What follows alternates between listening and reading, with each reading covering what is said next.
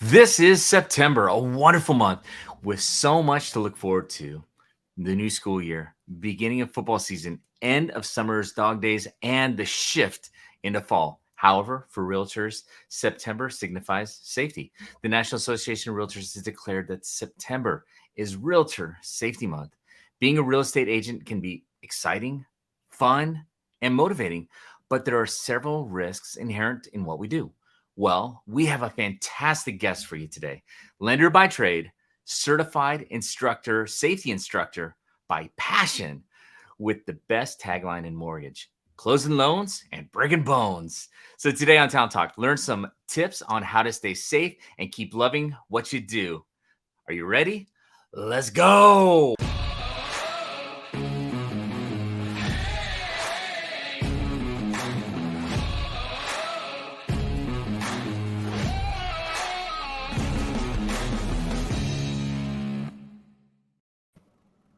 Hey. Hey, Hey, closing loans and cracking bones. gotta have a hobby. Might as well make it something you love. Yeah, we got an expert with us. But before we get to our expert, I'm Jurgen. This is Talent Talk. Today we're going to be talking about Realtor Safety Month.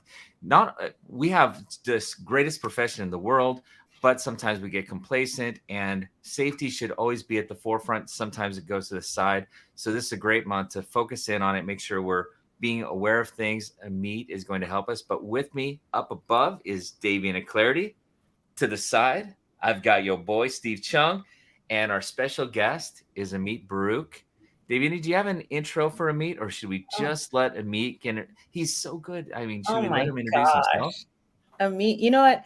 I think we have an introduction for Amit, but I think we can let Amit introduce himself because I think his introduction will be way better than our introduction. So, Amit, welcome and tell us who you are.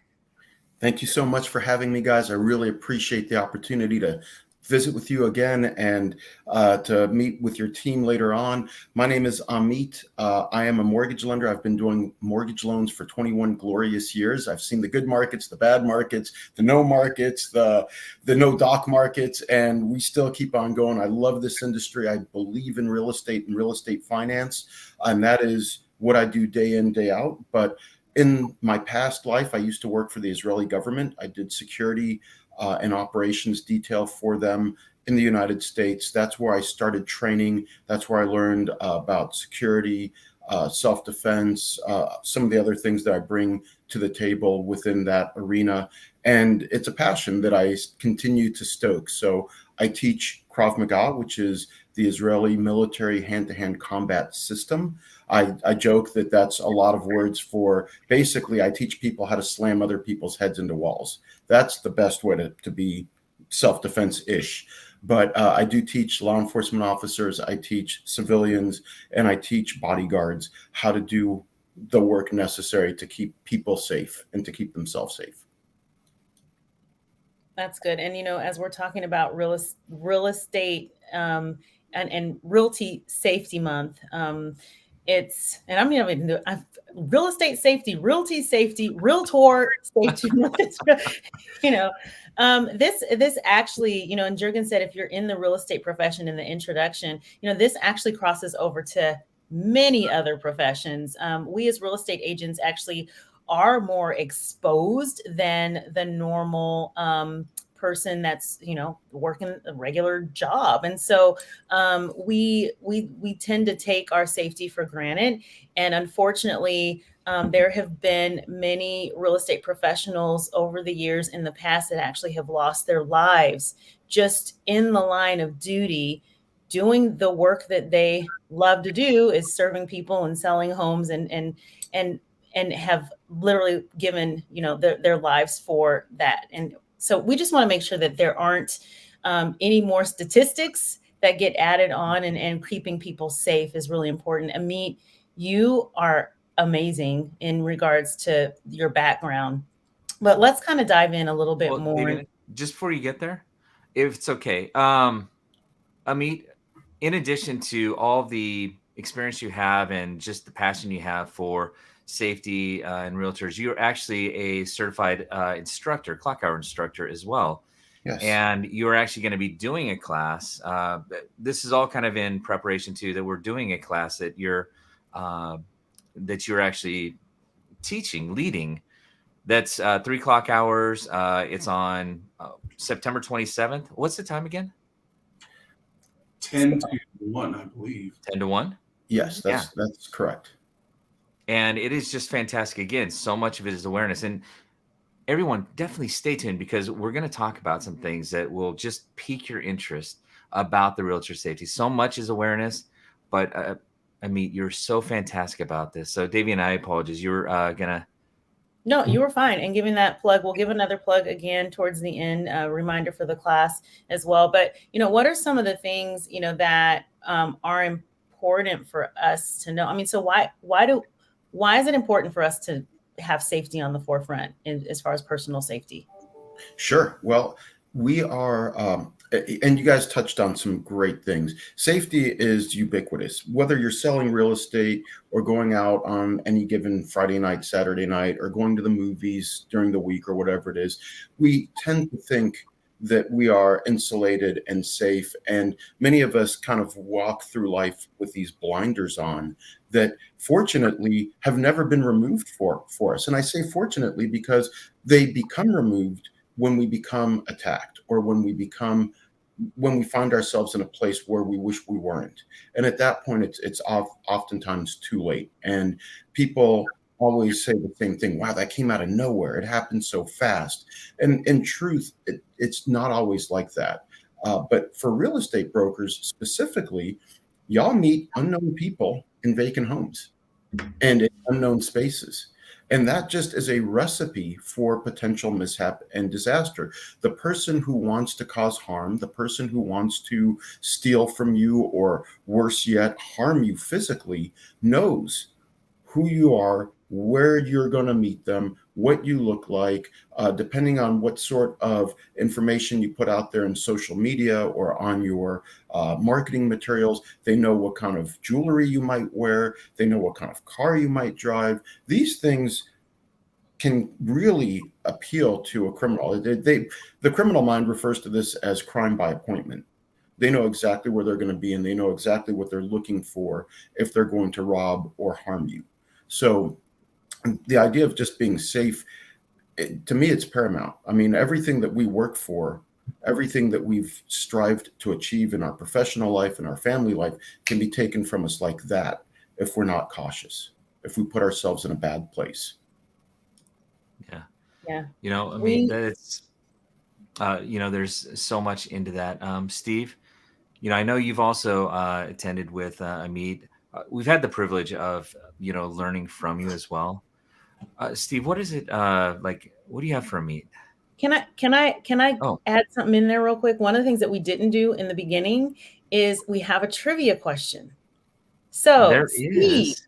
Steve, can you go in with I can do the trivia question. So even if you're just tuning in right now, we have Amit Baruch with us, and we are talking realtor safety this week. And we always have a trivia question, which leads into our conversation. But today's trivia question is, what time during an open house should you be the most on guard? Several choices. A, at the beginning when people start arriving. B, at the end when one or two people may linger in the house. C, the times when you are alone. Or D, around midday when most people are busy with lunch. Drop your answer in the comment section. We'd love to hear what your thoughts are, and even give us your thoughts on it. So, yeah. I bet Amit knows the answer to that question. I do have a guess, but I'm gonna let y'all do that, and we can definitely cover that during the class as well, because it is worth noting that there are some times that are a little bit more at risk, and I actually have anecdotal stories of people that I know personally who were attacked at open houses, and it comports with the answer to that trivia question. So I'm going to let that be a surprise for later, but awesome. there is an answer.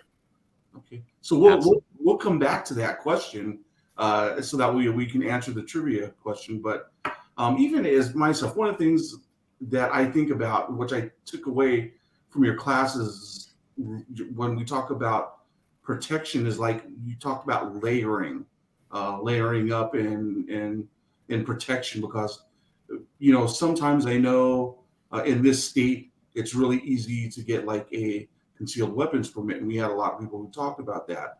And is that even the best thing or the right way to go when we talk about protection? So maybe give your thoughts on that, Amit. Sure. Thanks, Steve. I appreciate that. Yeah, layers are really the best way to protect yourself in general. The more layers, the more things have to go wrong before you find yourself in real trouble. And I equate this to kind of, going hiking right now. This is a great time of year. It's getting crisp. It's getting cool. The air is getting a little bit cleaner, but we don't know what kind of weather we're going to get when we get to elevation. So we bring additional layers of clothing, waterproof stuff in case it rains, maybe a fleece jacket, maybe a couple of other things, so that we can add or subtract as necessary to make sure that we're comfortable and to make sure that we're protected against something that was unexpected. Well, the same thing with safety. There's no one tool, there's no one system or technique or mindset even that will work for every situation, for everyone in that situation. And Steve, you mentioned firearms. This is one of those things where it's got a very, very finite sort of use. And when you need that use, nothing else will substitute. But it does not have any other practical applications outside of that particular use. And so there's that old saying, when all you've got is a hammer, the entire world looks like a nail. And that's typically not the case, especially when we talk about real estate sales and safety, balancing those two things. We want to make sure that we are presenting ourselves professionally, that we are keeping our clients and our referral partners comfortable. Not everyone's comfortable around these devices. And so to just have one cavalierly on our hip or in our handbag or in our briefcase may cause more harm in the big picture than it could solve. Yeah, absolutely. Jurgen, did you want to go? You want to go next? Oh, either way is fine. It's really just about the conversation as it goes through, and meet. The whole thing is, we know, because we've been able to attend the class with you. And again, we're with Amit Baruch, and this is Talent Talk, and we're going over Realtor Safety Month here. We've been able to get so much from you. And every time we have a conversation, we always learn a little bit more. Like you've gone through so many things of, avoidance, awareness, avoidance. It's not about being the strongest. It's about just being super aware. So one thing that always sticks out to me is beyond the other things is just an intuitiveness or awareness. And when you talk about intuitiveness or awareness, what does that mean to you? And what does that mean regarding safety? Sure. That's great questions. Thank you so much for that. We spend so much time with this. This is a terrible, terrible distraction. And I apologize if it's vibrating in the background because, but that's what it does, right? That's what it does. And so we talk about being present, whether it's with our families, whether it's with our friends or our clients, or just in our own space when we meditate or read. Being present is really important. And there's so many things pulling at us and pushing us in certain directions that we lose focus sometimes. And this is especially problematic when we talk about awareness and intuition. These are two of the most important tools that we've got, and we all have them. We're innately given these gifts that we oftentimes don't use and oftentimes disregard. And so with regard to intuition specifically, that's something that kind of I'm poking at my belly, but it's, on the back of your neck or the hair on your arm or down here in the pit of your belly or whatnot. I always joke with people, it's an easy rhyme: trust your gut, it'll save your butt. What happens though is that when we get that intuitive feeling like, something's not right, all of a sudden, right away, the brain takes over. And the brain says, I got to figure out what's not right so that I can address that. And what oftentimes needs to happen is simply, we just need to leave. Something's not right. Let's just exit. Let's not even wait to find out what's going on, because by the time we do, we may be in a really bad spot. And so I advise people, you don't need to know specifically what's wrong. You just need to not be there. And if you were intuitively incorrect, you guessed wrong, and you left a place because you felt it was the right thing to do, you can always come back. There's no harm in being a little bit, oh man, I made the wrong call. I'm goofy. I'm a little jittery. Nothing wrong with that. But more times than not, people stay where they shouldn't be because they're too busy trying to think through that. Or worse yet, they're not even aware that things are going on. And before they know it, something has happened, and they didn't even see that person come into the open house, or those people coming into the Starbucks, or wherever it is. It's not just in open houses. It's not just selling real estate.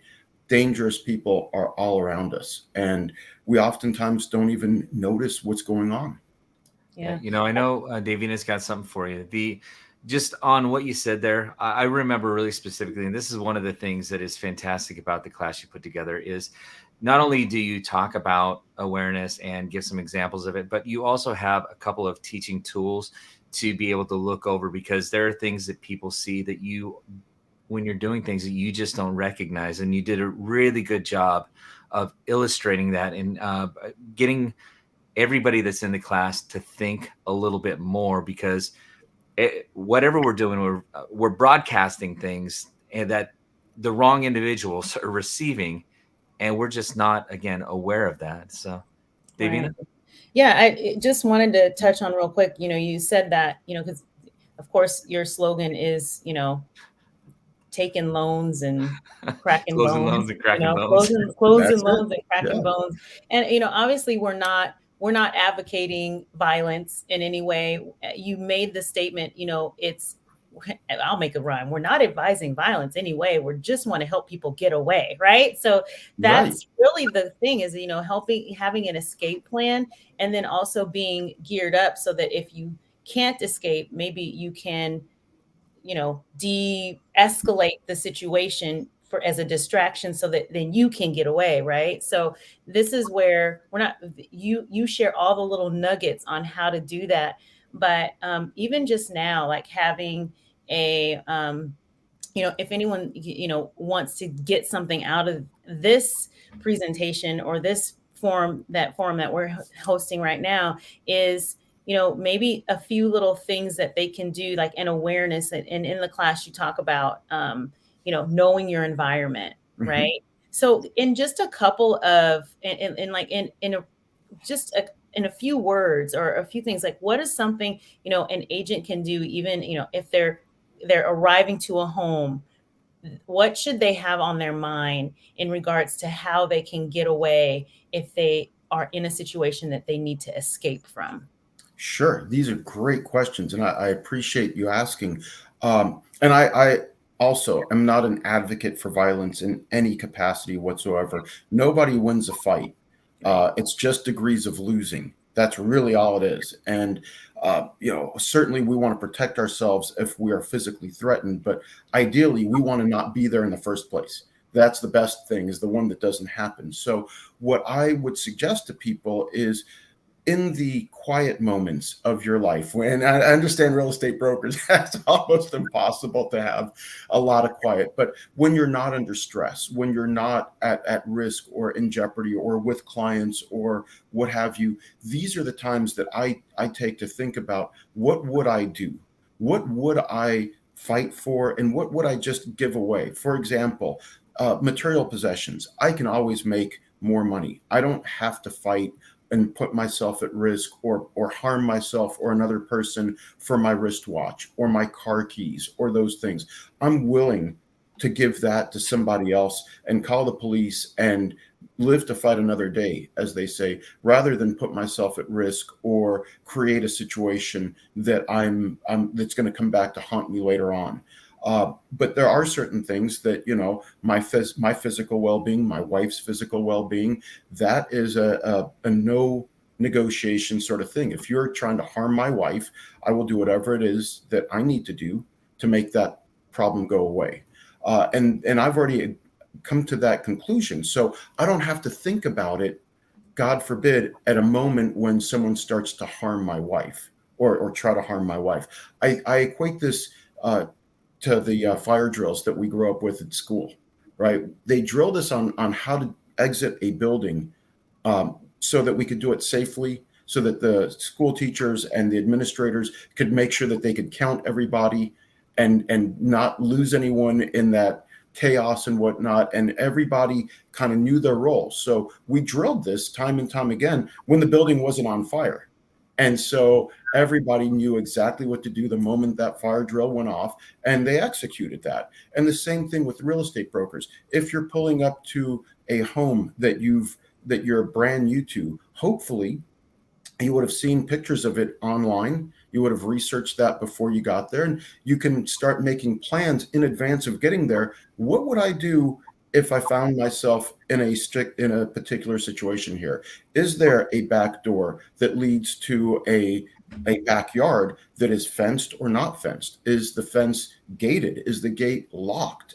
These are things that, what if that is the case? Can I climb over the fence? Am I wearing the appropriate clothing? Am I physically capable of doing that? Or do I need to do something differently in advance of even getting to that situation? And these are not hard questions, but they should be asked of oneself honestly, with an honest self-assessment of what can I do and what can I not do. And once we take that on honestly, then we start to plan about how do I overcome my particular limitations, whether they're physical or psychological. Some people are just not psychologically comfortable harming another person, even if it's in defense of their own life. And I'm completely okay with that.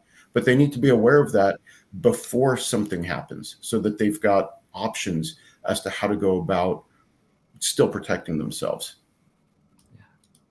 I hope that answers the question. May have gone a little too far on No, that. that's good. That it's food for thought.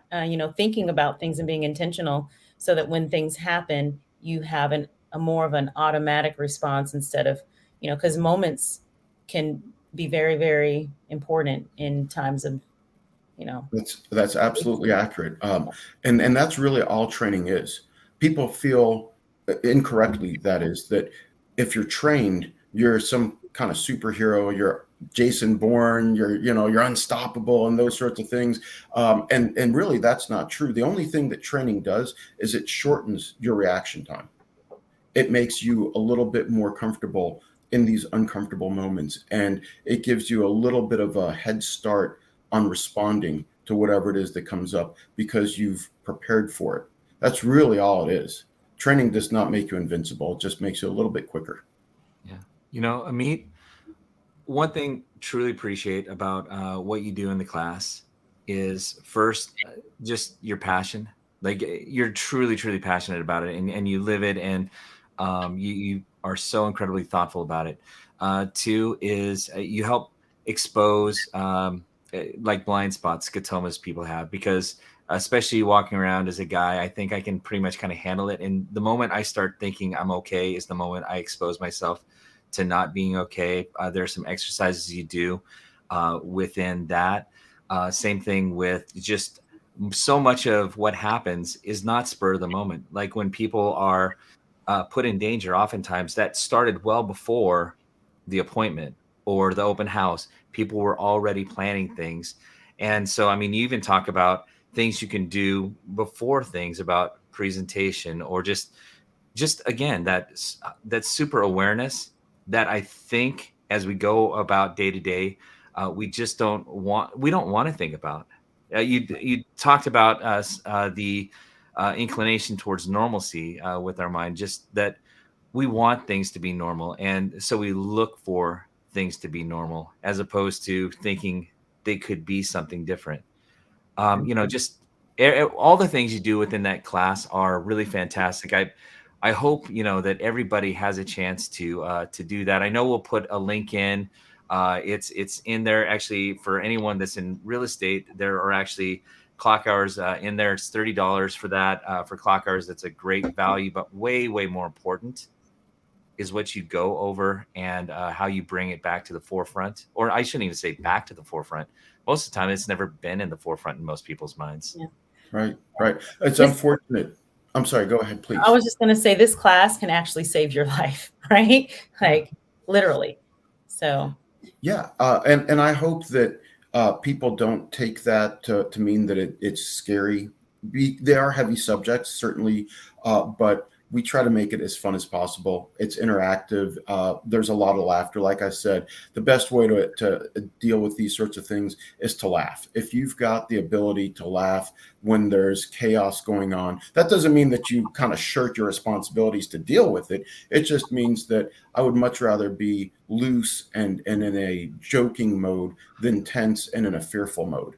And so I try to exude that in what I do, and I try to share that with students and with referral partners, with clients as well. Everything that we do, whether it's selling real estate or financing $1 million home loan, like these are heavy subjects, right? These are emotionally charged sorts of moments for people, and the tension is palpable. People feel that, and we want to make it as good of an experience for ourselves and our clients and our partners as possible. And the same thing on the flip side when it comes to the violence or the potential safety aspects of things. Criminals do a selection process, much like your clients will interview people to decide who they want to work with to list their home or to represent them in a purchase. They're looking for certain telltale signs that give them the feeling that you're the right real estate broker for me. You get me, you've got the experience, you got the skills, you communicate properly, whatever it is that person is looking for, they're looking for it. Well, the same thing on the other side. The bad guys are looking for things. They're looking for someone who is careless. They're looking for someone who is unaware. They're looking for someone who would represent an easy target, someone who is potentially submissive, who would not put up too much of a fight, who might not even report the crime after the fact for fear of retaliation and retribution. They're looking for someone that, pardon me for saying it, that's worth robbing, right? I mean, they want somebody that's got enough money or enough potential jewelry or whatnot that makes the juice worth the squeeze, as they say.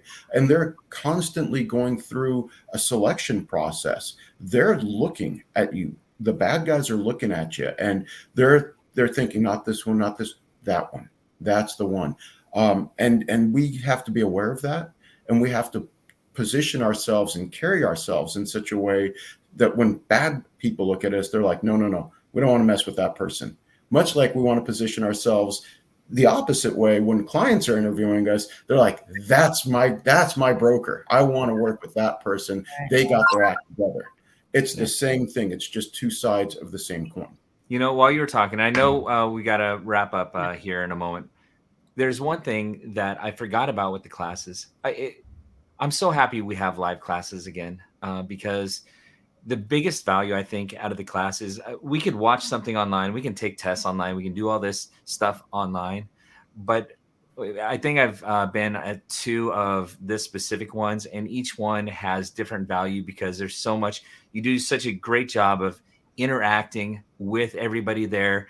And so each experience is a little bit different and really tailored to the people that are in attendance so that it really helps draw it from being words on a page to, okay, this is life. It's not all life. I mean, it's just a small part of it, but it's an important part for us to recognize. So, I mean, the live experience is fantastic.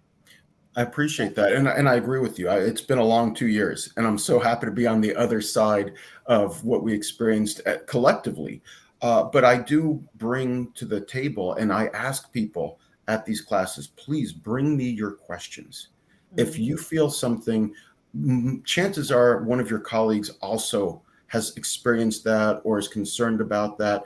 And then we can start to interact, and we can kind of what if these things, because there's answers out there, and we just need to have the questions. I think we had at least one really specifically in my mind had an experience that she didn't even completely recognize as an experience until going through this. And then things kind of fell into place. And I was like, oh my gosh. I mean, just that, like you talked about, the hair on the back of your neck, that awareness that starts to bubble up is just, yeah, it's incredible. And it's hard to replicate that without engaging. Yeah. Yep. I'm sorry, go ahead.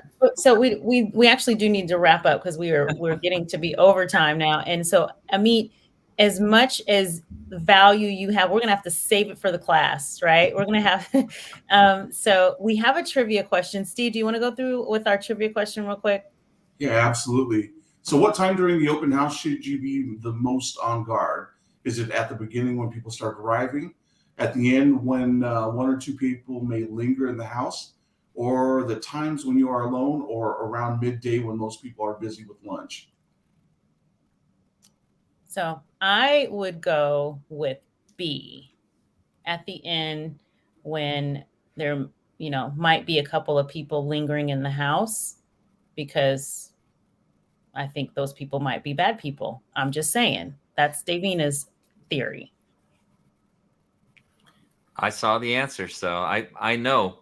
But there are other ones within there. I could very easily be also at like at the beginning too, because you are arriving and you don't know, has someone else already arrived? Has somebody else in there? Like each spot, like Amit had mentioned, has their own. Right? Because if you're alone, you could be at risk. Or midday, most people are busy with lunch. Maybe that means no one's paying attention. So then that's your prime. I'm just saying, he sounded good to me. He's a real estate broker. This feels like a tricky question. Yeah. There's all kinds of issues going on with these answers that you need to be aware of. But this is one reason why you should be attending Amit's class, because I'm sure Amit has the perfect answer on what you should be doing and when issues arise. So Amit, what would your suggestion be?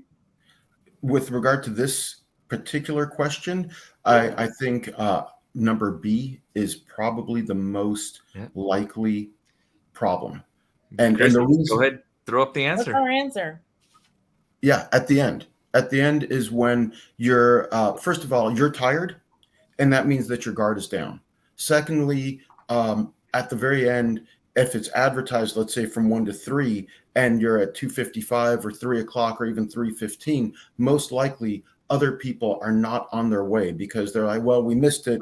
We'll have to set an appointment or something like that. So the likelihood that people will walk in at the end is very slim. So someone who's trying to isolate you as a real estate broker and do something dastardly in that open house space has more confidence that they're not going to be intruded on at the very end.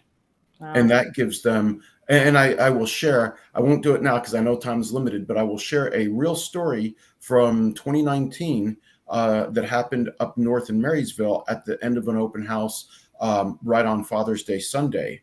It was a violent altercation, and I'll share details and story about what happened and what can be done differently so that y'all can protect yourselves a little bit if something like this were to unfold during one of your open houses. That's great. Wow.